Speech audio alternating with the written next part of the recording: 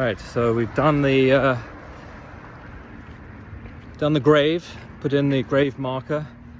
And now the team have gone off to buy some trees or some plants, hopefully, so that we can make it look pretty for the service tomorrow.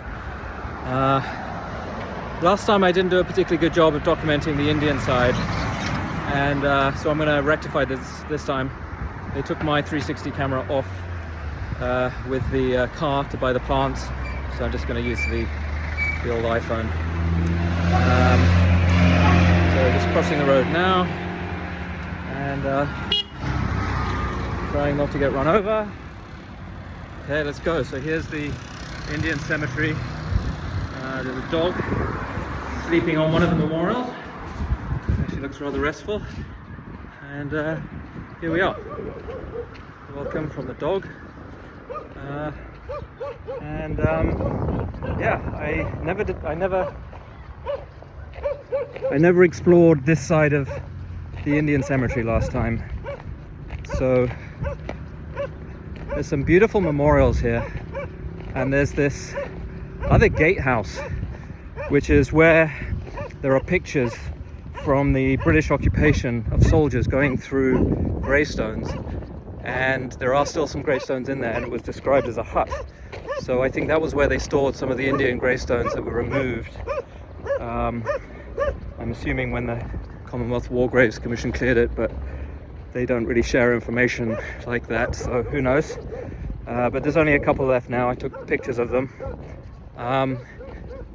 There is a contractor in place who's done not a bad job clearing up the British side since I was last here, but as you can see, this side is completely overgrown. Somebody's living in that corner. These are beautiful memorials in great shape. Wouldn't cost much effort to actually make these, accessible and at least look nice. But so yeah, I guess the gatehouse was between these two memorials to the Second World War casualties. First World War casualties were buried here without names, numbers, any details, gravestones. So no one knows how many Indian Army casualties from the First World War buried here, but there were several hundred from the Second, and here are their names for the most part. There's a couple of panels missing there, but these are beautiful memorials. So I'm going to take pictures of every panel and hopefully manage to connect some relatives with at least a little bit of their history, and to show them that these men's sacrifice was not forgotten. Why this mess can't be cleared by the contractor who's paid each and every month to keep the cemetery clear is a little bit beyond me. But that's a question from the Commonwealth, for the Commonwealth War Graves Commission. Mr. Ali is the contractor. I'm meeting him tomorrow, so I shall ask him.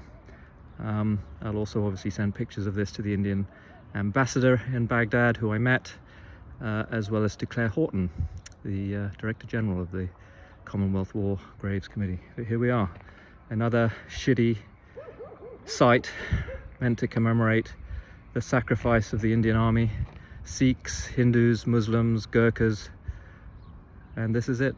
Very sad.